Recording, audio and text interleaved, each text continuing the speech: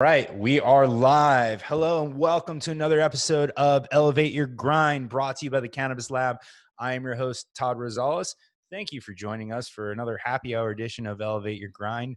We're going to start doing these at 5 o'clock when they go live. And then, of course, if you want to check out all the recorded episodes of Elevate Your Grind, check us out every Monday and Thursday, www.facebook.com/CannabisGroup at 4:20 p.m. You can catch all our episodes there.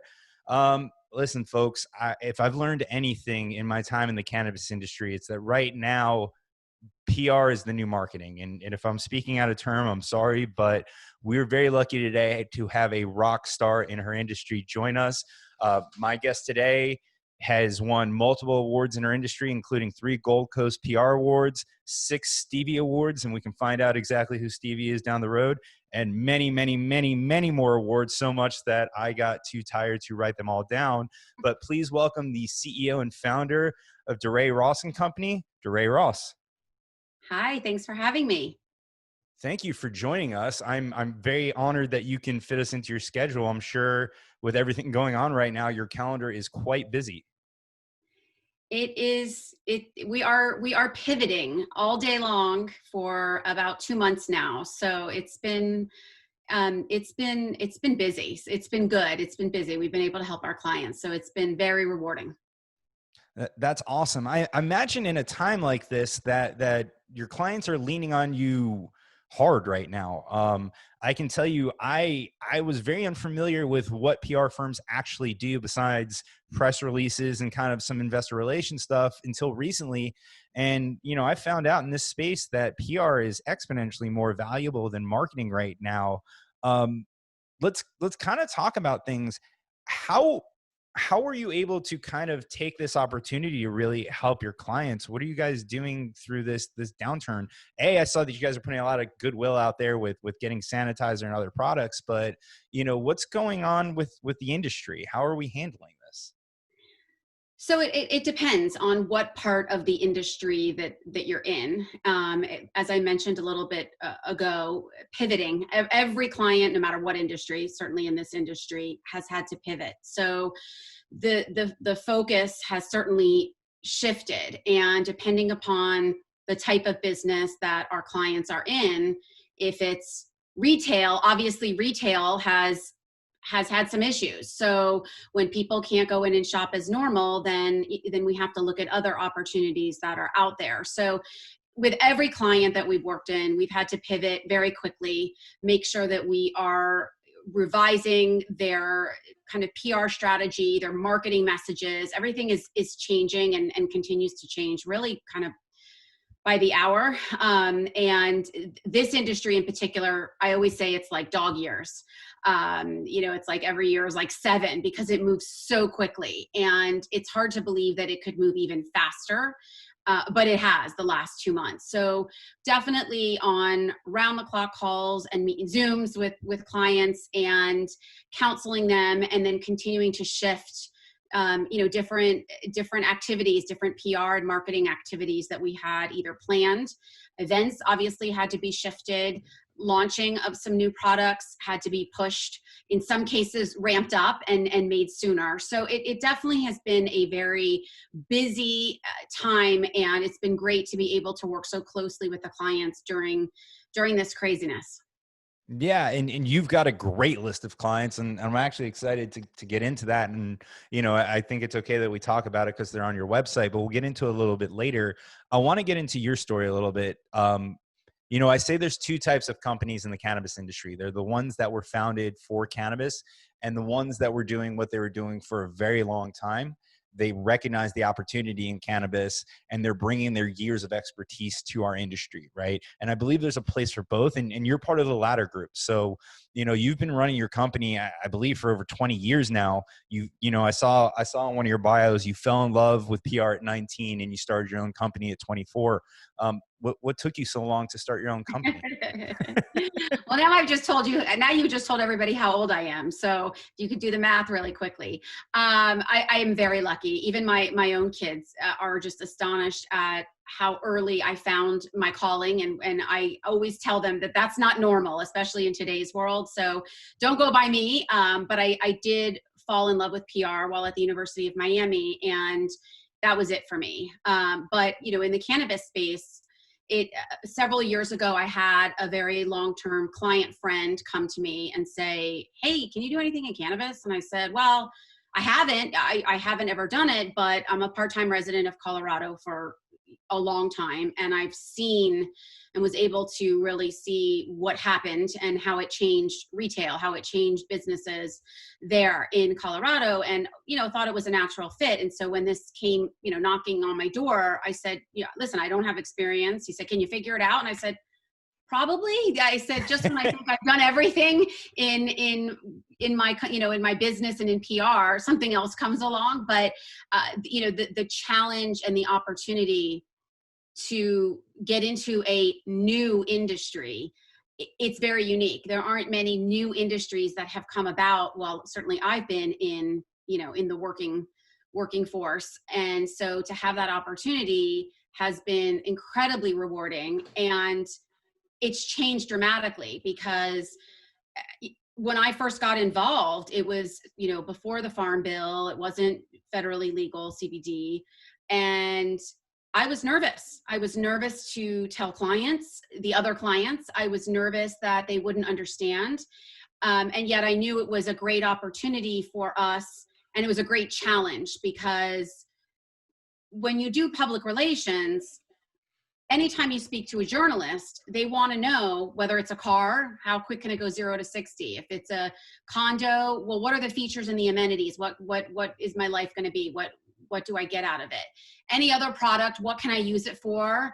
And this is an industry that, certainly on the CBD side, that we can't make any claims. So we're trying to sell the clients and the client products, and we can't even tell them what it can be used for. So navigating that in and of itself has been a great challenge. And the media, rightfully so, they are programmed to ask, what is it good for? What ailments can I use it for? And we obviously dance around it, but professionally, we can't make any claims. We can't make any claims on behalf of our clients, and our clients aren't making any claims. So learning that and learning how to navigate that has been great. It's been challenging. It's been fulfilling, and it continues to change. So right when you think that you've got it, something else happens, and then okay, now it's federally legal. So then that's a different kind of topic, and then so there's all these different hurdles almost that the industry has gone through, certainly on the CBD side, and then it just keeps us on our toes, which I really enjoy. I think from being in this business for so long, I love the challenge and I love figuring it out. So that's what's kept us crazy busy in this space. No, and it's really cool. And you had said that being a year in cannabis is like dog years, is like 7 years, and you're not the first guest to say that. So I think at this point, we just have to accept it, right? I think we all feel that way. A year in this industry feels like, with how much things change are crazy. I noticed a trend with you. And two things that kind of stuck out with me. I feel like you're a bit of a risk taker, right? You fell in love with PR at 19, 5 years later at 24, you were starting your own company. And I don't want to give everybody, we don't need to talk about age or how long you've been doing this, but you did it kind of in a pre-internet time, or a very young part of the internet, when we didn't have the Gary V's of the world and the Tony Robbins of the world and all those people out there that are telling you to take that chance, to put in the work, to do the side hustle and everything else. Back when you started your company, the general thought was go to college, get a good job, move up in that company, be an executive, make money, go into the system, right? And you didn't do that. Looking at your LinkedIn, and obviously I don't know your early career, but you had two-ish years with another PR firm, it looked like. And then you said, screw this, I'm going to do it on my own. And then fast forward to a few years ago with your friend reaching out to you, you got involved in the cannabis industry, albeit the CBD side, before the Farm Bill, right? When it was still the Wild West, and still at a point when even with CBD, where you could lose relationships, you can lose payment processors, you could lose relationships with your bank. Would you say that you're a bit of a risk taker? I think in hindsight, yes. In general, maybe if I could put it, I'm a conservative risk taker. If that makes any sense. Yes, I definitely like to take risks, but when it's a risk on myself, I feel like as long as I can control it, in terms of my output and my hustle. So yes, in some ways. And I was definitely nervous to get into this space. I was excited, obviously, because I had seen so much in Colorado and my time there, and just seeing how the industry has kind of flourished, and just navigating what's going on every day in the news and each state and MMTCs. And it's, it's just been just a fascinating time, and being able to navigate that, the ever changing scope of that, as I mentioned earlier, it keeps me on my toes and that of my teams. And so I would say, yes, I'm a risk taker, but a conservative risk taker. So kind of depends on what that risk is. But I've enjoyed the opportunities. And you're right. My side hustle was a side hustle since I'm 14 years old. That's just how I've been, and have always had multiple jobs. And even when I was at because you mentioned earlier that I was at a PR firm for 2 years, but even when I was at I was working crazy hours in a variety of different PR firms, and had, an office. And even as an part-time employee intern, I was just fell in love with PR, and then just was able to just jump on it, really. And then that led to so many different opportunities for me in working with those people at that PR agency, that then they called me. And so it wasn't just 2 years. I don't want to give the wrong idea that, Okay. in 2 years, I just went out. It obviously was a little bit more than that, but it wasn't a ton. And I so appreciate the Gary V's and the Tony Robbins and all those folks. And I love the side hustle, and do what inspires you, and find what inspires you, and keep almost reinventing yourself in a way. And I feel like this was kind of a reinvention, if you will, of what we've done. And I can tell you that during COVID, during this time, these products are needed more than ever. And I mean, we have a variety of different clients, both, on the CBD, MMTC side as well. Obviously, people lump them together, but the way that they are approached and the way that they're regulated are obviously very different. And the way we can work with media is very different based on that as well. So, there's a lot of nuances, and they continue to change, but I love what any of those guys, Gary Vee or Tony Robbins, what they have to say, which is do what inspires you, create fresh content, and just go get it. So I've even shared some of their stuff with my kids, saying, look, maybe you'll relate to them a little bit more if you don't relate to me, and just what is that side hustle? What does it consist of? And I encourage lots of side hustles. I really respect and admire when I see somebody come into my office that, whatever they do on the side, or whatever they have going on, I really value that, because it shows a really great work ethic that I want on my team. Yeah, I think, people, and I would loop you into that category, right? And, I know you give more credit to the other PR firm you work with, but at the end of the day, you still went off on your own at 24, right? And that's extremely impressive. And the fact that it wasn't like you went off at 24 and failed, and I'm sure you had some minor failures along the way, but, you're here all this time later, you're doing great. You're recognized as a leader in your space. And it's incredible. So I would put you up in the category with those folks, but at the end of the day, you've got to focus your energy on the PR for your clients instead of yourself. So otherwise I can see you being right up there with them.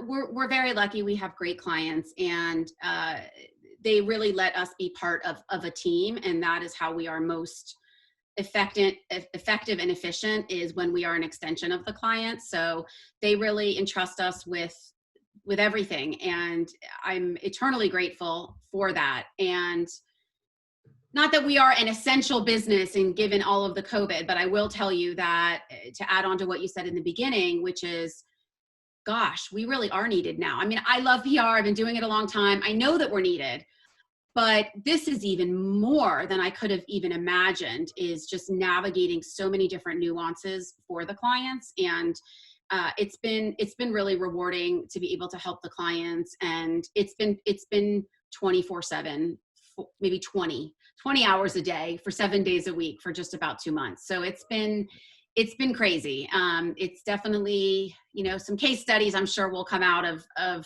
lot of case studies will come out of this period of time. Very cool. Yeah, I'm excited to see what comes out of this, and I'm really excited to watch you guys, because I think, in our industry especially, it's challenging, right? Because there are so many restrictions on where you can go, where you can't go, where you can advertise, what keywords you can use, what keywords you can't use, et cetera, et cetera. Did you find it more challenging to enter the CBD/cannabis space, for the first time than any other industry? Just because I'm sure you had kind of a basic playbook that plays well across most industries, and I'd imagine 75 to 80% of that playbook does not work in this space. At least from a marketing standpoint. I could be wrong about PR, but how easy does some of your past experience translate here? Or was it kind of like taking a step back and saying, okay, we've got to rethink the way that we do this? And clearly you figured it out, because you guys have been extremely successful.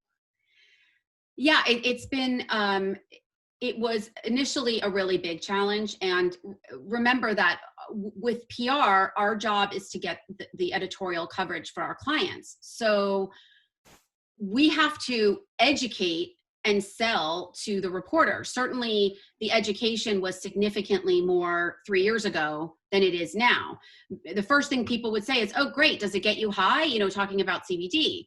And so there's such an educational process behind that, which now it's a lot more mainstream over the last several years. It's become, certainly with the Farm Bill and all of that, it's certainly become more in all the retailers that are now carrying CBD products. So it's become more mainstream. And so there was a bit more of an educational process in the beginning, both for us and for journalists. And, part of that was we can't make claims, we can't do any of that. And so navigating that was a challenge, but we really enjoyed it. I have a great team who we've been working on this a really long time. We were all super excited to get into the space. And so, a shout out to my incredible team, because I am nothing without them. I am just the face that gets to do all these really great things, but they are with me day in and day out, and really just help making it happen, and helping me navigate the ever changing regulations and requirements to do what we need to do to ultimately have our clients succeed.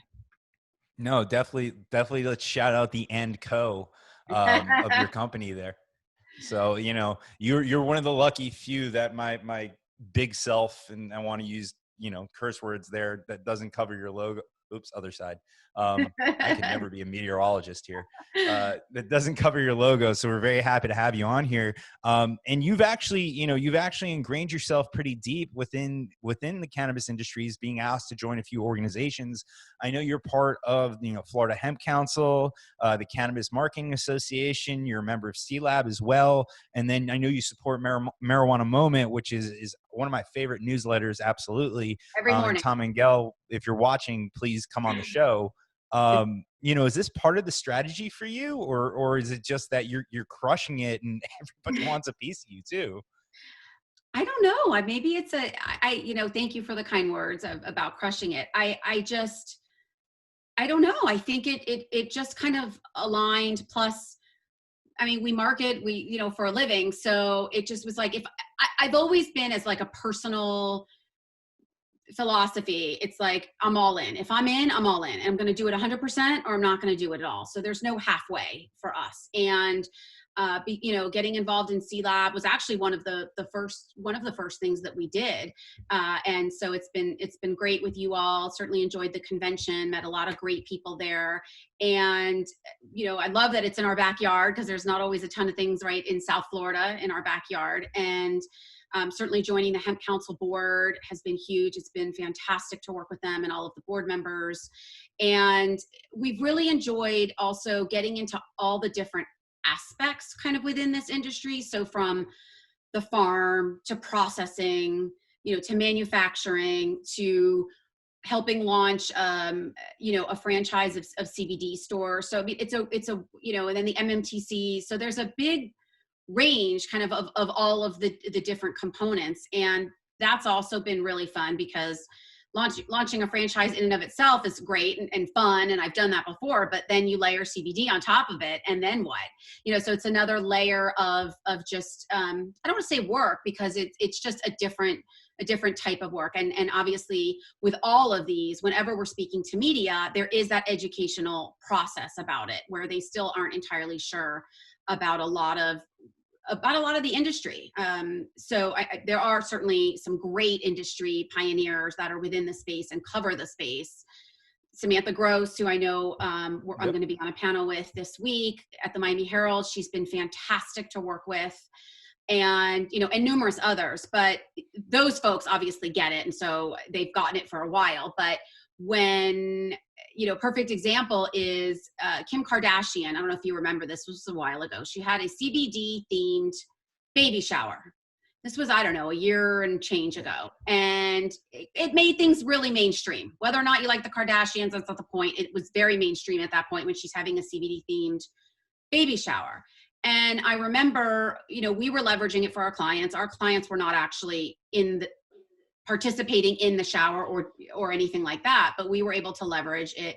And I remember a really large celebrity driven national show that flat out said, we won't cover CBD. We're not interested. It comes from the top. We will not cover. And I said, but this is what you cover. I mean, of all things, it's Kim Kardashian. How could you not, it's just bringing CBD to the mainstream, and they would not. And there are still quite a number of outlets that are wonky about covering CBD. So forget the MMTCs. And I mean, that's a whole nother, layer, but it's been interesting navigating that. And there still are quite a few, it's gotten a million times better, but there are quite a few outlets that will not cover and will not promote, will not be involved in the space, which is a shame because I mean, you can see the numbers and the growth and the retailers that are now taking on the product. So it's a shame that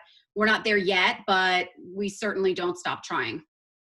No, and the biggest shame about that, to kind of get on my soapbox here, as I sometimes do, is our industry was deemed essential during this pandemic. And and I say we as an industry, we are hiring, we are growing, we are providing jobs.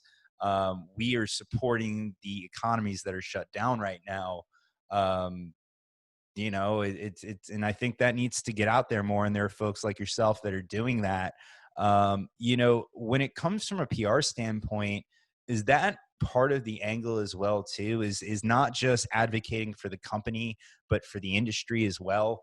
I've said several times that our industry, unfortunately, even though we are legal within the States, we've been deemed essential, there's still a massive stigma around the cannabis industry, a little less on the CBD side now, but, very, very hardcore on the medical marijuana side of it. Is that part of the strategy, is to not only advocate for your clients, but just for the industry in general? Absolutely. And I feel that it is part of that education. So even in educating my own family and friends and journalists, and I think that's why one of the reasons why I love what I do so much is being able to tell the stories. And with every industry that we work in, it's one of the very top things why I love what we do is we get to actually be in the industries without necessarily being in the industries. I mean, we're telling the story. So we have to understand the why and the how and all of that in order to properly tell a story. So we have to immerse ourselves in every industry that we go into, because we have to, one, speak the lingo, understand the process or the processes that come along with that. And, the cool thing about cannabis is there's such a cross section as well. I mean, we work with attorneys. And so that's there's so many different people that are involved within this industry that it's kind of across, it kind of crosses many different industries within, certainly, with you all and the legal and accounting and all that. So that's been, another added benefit, I guess, a layer for us. But we absolutely have to be an advocate. And I love to try to help people and connect people. That's another reason why I love what I do. And so anything we can do to improve, increase, and I will tell you, as I mentioned earlier, I was nervous. Several years ago, I was nervous. Are clients going to understand? Am I going to have an issue? And not one negative comment, not one issue. I'm going to knock on wood, but Good not call. one, and not one. In fact, it's been, can you educate me? Talk to me about this. So what are you doing? And people from all over, even just colleagues and contacts of mine that are just so fascinated with it. And so this industry is just so fascinating to people. And I always like to try to remember that, because, the day to day you can get in anything that you do, you can get so used to it. And you're right. These were deemed, I know Brady Cobb at one plant, he worked really hard to get, certainly in the state of Florida, the MMTCs labeled as essential. It was a big initiative for him. And, and that helped the whole industry. It didn't just help his company, it helped the whole industry. And so having people like that and many others that are helping to fight the fight and get the word out certainly helps all of us in the long run, no matter kind of what aspect you're involved in this industry in. No, and Brady and team at one plant have done a great job. And I kind of want to go off on that tangent there. So, you've done an amazing job in the CBD space. And I know that because I look at the logos that are on your website, which I don't have up right now, but the companies on there, Veritas Farms being one that sticks out in my mind. They're some of the most reputable companies in the CBD space. And in an arena where you have so many players, so many talented digital marketers, that are white labeling the same CBD as everybody else, how do you stand out and how do you build trust? So obviously you've done an amazing job, and we could touch on that.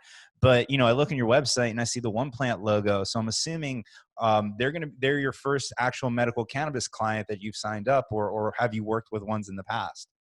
No, they are it. And it's been, it's been great.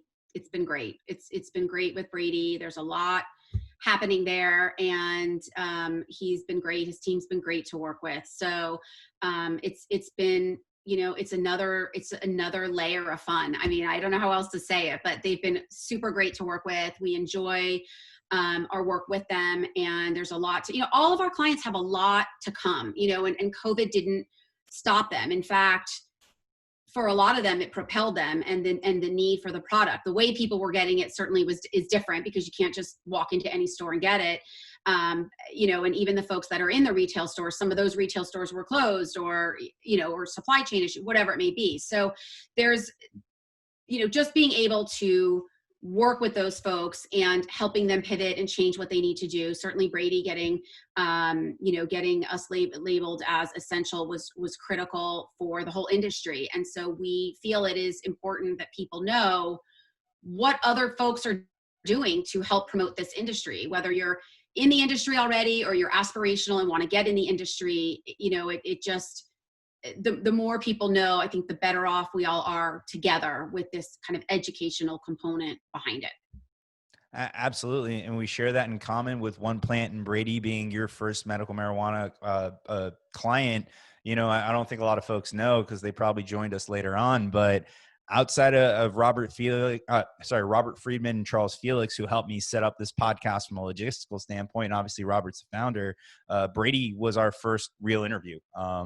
And if you watch that interview, you can tell I'm a little bit nervous in the first few minutes, because he's a real CEO, and I was the technology consultant who bought a microphone and an iPhone, and a CEO of a major cannabis company let me interview him, and he's got one of the coolest stories. So I guess my question is, how are you going to leverage my interview with Brady to make them the biggest company in the world? I'll have to tell him. I was speaking to him earlier, and I didn't even tell him that we were going to be on, but we speak to him, quite a lot. And he's a really cool guy who walks the walk and talks the talk. And if you know him, his history, it's in his blood. He really is authentic in his demeanor. You get what you get. And I love that. I think it's very refreshing. And, all of our clients are are just great, and they are putting out quality product, because I know that was one of the questions you asked earlier. They're putting out quality product, certainly having to shift gears. If you're retail now, some people are having to do more e-commerce or in conjunction, and so there's a lot of shifting gears, and other products are being developed. We have other clients within the space that are developing other products, regarding COVID as well. So, you have to just kind of stay on the course, but you also have to pivot a little bit, especially during this time where, when you had Brady on, I remember seeing it, and who would have thought when you had him on back then that we would be where we're at now, and deemed essential and all of that. So it's been, a crazy 2 months. I don't think anybody could have ever looked in a crystal ball and thought we would be in this position, but it's more of how did we react on it. And the one thing is a constant, is that it's always changing. And if you look at data from past, certainly there's been really nothing like COVID, but if you look at past recessions and past difficult economic times, the brands that continue to market, to do their PR, and to still be out there when they could, they did exceptionally better than those that thought, okay, I'm going to just kind of pause on everything. So certainly there are some people that have to pause for a variety of reasons, and we get that, but the folks that can stick it through do tend to do much better in the long run, having, gone through difficult times. And there's tons of information on the web about those types of companies that have done well. So we've been real lucky with our clients, and they certainly have understood that it's actually time to ramp up for our clients. So it's been, differently, but it's been exciting. I hope that both businesses and individuals listen to what you've just said and take that advice to heart, right? Just because we're locked inside, just because things have changed, doesn't mean it's not time to put your foot on the gas. And it doesn't mean that it's not time to pivot or follow your passion. It's something that you've been doing for a very long time, and clearly it's stuck with people because you're using that example to show people that right now, you've got to put your foot on the gas. And I hope people see you, and to a much lesser extent me, but and decide to, during this pandemic, hey, we've got to put our foot on the gas. We've got to make the best of the situation. And I see a lot of people doing that, Brady Cobb and the One Plant team doing that. And as a lot of the other MMTCs here in Florida, True Leave, Rise, etc. And I think it's been incredible seeing how people come together and take advantage of this in a positive way. I kind of want to transition away from COVID, not that we haven't talked about it enough, but I'm really interested, just based on our conversation here, you do a very good job of telling the story and kind of creating the aura around the company.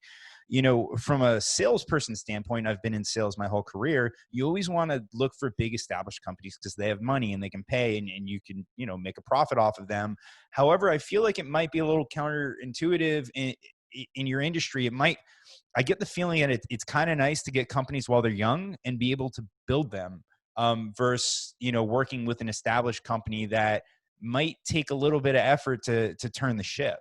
Am I wrong, or is it nice getting in early and helping establish and build the story long-term for these companies? I have to go with the politically correct answer, but not because it's politically correct. It's because it's both. The answer is truly both, because again, we like the challenge of it all. It certainly is much harder, believe it or not. It's actually much harder to sign on a client that is already very established and very set in their ways. So in a lot of ways, that's harder because we have a very defined box at times. And others, even though they're established, they're like, we want to throw the playbook away and start over. Others, certainly in this industry, it's much more of a startup mentality. So you're always on your toes. I'm a planner. I like things, deadlines and far in advance. And, that's not always the case in this industry, is that sometimes it's a little fly by the seat of the pants, only because things are changing so quickly within the industry. So I feel like that just, every day it's like, okay, who got an FDA warning letter? Who got, that kind of stuff. It's happening. It's moving so quickly. So certainly I'd love to get in on the ground and have our DNA in the product itself. That is incredibly rewarding in all industries that we work in. But we have a good mix, and I like it like that, where, I certainly couldn't do all startups or all, anything that's too extreme. I kind of like to keep it diversified. And that's probably, when we were talking earlier, you were saying I'm a risk taker, but and I said, well, I'm a conservative risk taker. I would say that's the conservative aspect of me, of my personality, is making sure that you are diversified enough.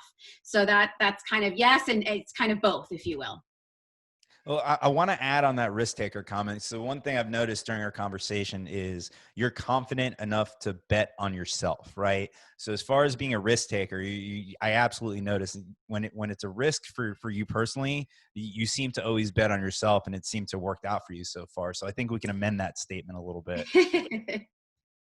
I Um, do, like I said, when I can control my own destiny on some level, I really appreciate that. And I know if I can do it, then I can get it done. So I would say that, with a good chance and a fair shake and, some of those things that, then yeah, it's grit, it's determination, it's hustle. It's, it's all those words, it's all of that.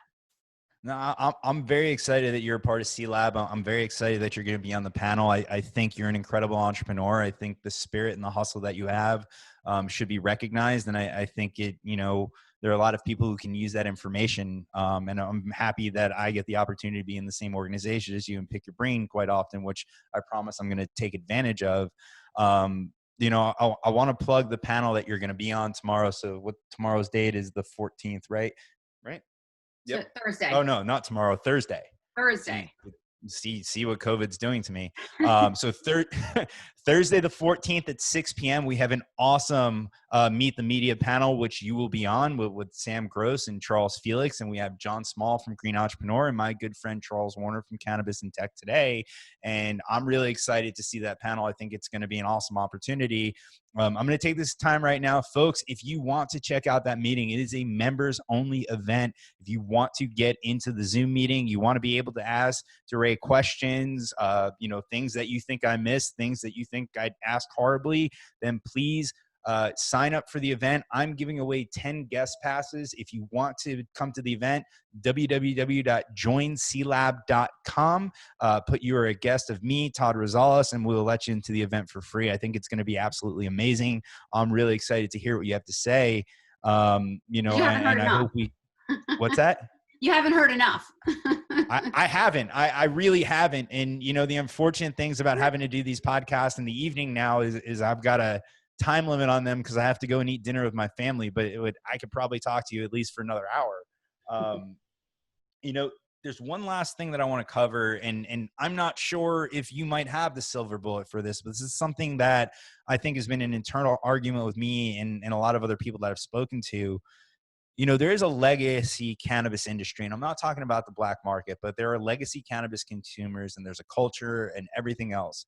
And when you form a cannabis company, right, and at least from a marketing standpoint, it's probably really easy short term to market to that community, the historical cannabis community. But to me, the bigger opportunity, as with CBD, is the general public. And to your point, to have the opportunity to educate the general public. I mean, listen, look at the craft beer snobs. And listen, nothing against the legacy cannabis community. It's where I came from and where I got a lot of my education, but they're going to be strain snobs and they're going to be everything else. Whereas there's a whole lot of people out there that don't know, but can benefit from these products. Do you think, and you can give the politically correct answer if you want, but do you think that the companies that are continuing to market to the existing cannabis users are not going to be the ones that are going to be the cannabis companies of tomorrow? Or, what's the opportunity there? And I know that that's a Well, very I hard mean, question. I don't know if anyone's figured it out. So yeah. I think it's kind of multi-pronged. So you don't want to it depends on your product and what your products are. So usually the folks that we're working with are evolving over time. And so certainly in the CBD space, there are so many different types of products and every day there are more and more. And so there's a roll-on, there are gummies, there are so many different products, and different products can speak to different people, certainly for different things. And while we can't make a claim with what they can help with directly, certain certain products appeal to certain demos. And so I don't think you want to alienate your core, your core historical folks that have brought you to the party. So I think you want to be careful that you don't want to forget, and I believe this just in life, you don't forget who brought you to the party. And so unless you are completely changing the business model, or it gets sold and somebody has a different perspective, you still need to make sure that you are, I want to say, addressing, that your products, that it's a fit. Now, if you historically have worked with folks that maybe now the demos are showing that that's not who's resonating, well, you're at a crossroads, right? You're at a fork in the road, and you need to make a decision. If you do this product, this takes us down here. If we do that product, it takes us down there. So I think it's a lot of research and development, to answer your question. And I'm not a big fan of turning your back on people. So I would like to find a way to kind of have them all, but it has to make sense for the product and for the budget and for the client. So it's a little bit of, it kind of depends on what the product is, what your offering is, and where you see the company moving forward. And there are many companies that say, you know what got us here is not going to get us here. And so that's okay too. But I think it's really, it comes internally from, the powers that be, along with us, and marketing, and, where do we want to be? What do we want to be in the future? We know what we were before, but is this the track that we want to stay on, or do we want to supplement it, or do we want to totally change direction? So it's not a yes or no answer. It's definitely subjective to the type of product, the type of business. And so it's a layered answer, because it's kind of a multi-pronged approach, how we would look at it. And it's very subjective to the client. Yeah, I guess my view on it, and I really appreciate that answer, and I think you're spot on. My view on it has always been, there's a stigma around this industry, and I want to do whatever I can to try to debunk that stigma, because I think the plant is incredible. I think it does amazing things. And I think, unfortunately, sometimes that view that Cheech and Chong culture, as much as I've met both Cheech and Chong and they're awesome guys, just has that negative connotation around it. So I think, unfortunately, myself, I've distanced myself from that, and maybe that's the wrong move. But, my goal here in doing this podcast and having folks like yourself on is to shine a light on the cannabis industry and the people who are in it. And to see someone like yourself, who's been so successful for so long, running their own business, starting the business at a time where it wasn't a popular thing to do, and showing people out there, look at Durée, she's crushing it. And she's not, she's not who you think she is in this industry. She's not, a burnout or anything else like that. She's a consummate professional and a hustler, and good luck keeping up with her hustle. Right. So I appreciate you for coming on the show and showing, helping debunk that stigma. I feel like it's my job, and I am thankful to you, and and to Robert and to Sealab for having me involved. And I'm thankful to the clients who, the original first client who we still work with to this day, who took a chance and realized that we didn't have the experience, but we made up for it, and that we could do it. And that long ago, a lot of people didn't have that experience. Now I feel like, a few years later, it's definitely, just the amount of products that are out, on the CBD side is just enormous. And so with that, it obviously is growing exponentially. But thanks to you all for bringing people together, and for the programming, and certainly the panel on Thursday that I'm truly, truly, truly, truly honored to be a part of. And thanks to you all for doing this. And I know this is a major hustle too, both for you and for everybody involved. And so, it's been really fun to see Sealab grow, and certainly even during this time have to pivot like everybody else, and still doing the programming, and still hoping to, to raise the bar for the industry as a whole. So, I mean, kudos to you all. Thank you. And I'll take this opportunity to shout out my team, all one of them, Evan Bopp of Potent Brands. He edits all these videos. He makes them pretty. He's the one who releases them on Monday and Thursday at 4:20. He does a lot of our social media, and I would be nothing without Evan. I'm just the guy with the microphone. So I appreciate all the kind words that you gave us, and I'm glad that we have such a great relationship, and I'm excited to keep going with you. And candidly, I'm very excited to have a front seat to see what you do with your clients, like one plant. One Plant and Veritas. Sorry about that, Brady. And I'm sorry to everybody else. I'm just going off the memory that I looked at the website earlier today. We're kind of up at the end here. You know, what am I missing? Is there anything that I didn't ask you that we should be looking for, or anything that you want to promote before we get out of here? Well, we did, I guess, housekeeping. If I don't do this, I'll actually get yelled at by Jenna in my office, who I know that you know. I do. We did create kind of a microsite just recently because we do so much in this space. So we kind of felt that we needed to address it. So it's actually CBD, as in Durée and Company, cbdureeandcompany.com. So that has, kind of our work in this space. And, in terms of, I mean, I'd love to have more conversations with you and see where this goes. So I'd love to participate again on this awesome opportunity. It was a lot of fun, and you've given me so many compliments that I'm blushing. So I don't know if you can tell, but I appreciate the opportunity, and I'm all about this. And if I can help anybody who is watching, if they need help with anything, if you need a connection on something, I just believe in giving to give. And so that's what I'm all about. And one of the other things I love to do is just connecting people. So if I can do anything for anybody, definitely hit me up. It's Durée at dureeandcompany.com, and I'm happy to do whatever I can. And the last thing I would say is, during COVID and during this time, corporate social responsibility, and really working with all of our clients to make sure that we are giving back and we are supporting all the folks that are giving so much. And so, that's also a great opportunity for people to get involved in this space and just, across the board. So corporate social responsibility, so many people need help right now. And we've been fortunate to work with some great folks who let us help tell their stories. But if anybody needs any insight on how to help with some corporate social responsibility, especially during this time, please let me know, and I'm happy to connect. Yeah, and then lastly, I would say follow Durée on Instagram. I took a peek earlier today. It's a mix of inspiration and humor. I found it Parental humor very funny. time. I love a lot of and I can curse on this show because it's mine, the shit show memes. I found them very hilarious, and I definitely appreciate that. So I definitely give her a follow on Instagram as well. Thank you so much for doing this. We're really excited to see you again on Thursday, May 14th. Again, guys, if you want to check that out, www.joinsealab.com. That's all we have for today. Durée, thank you so much for joining us. We're really looking forward to see you Thursday.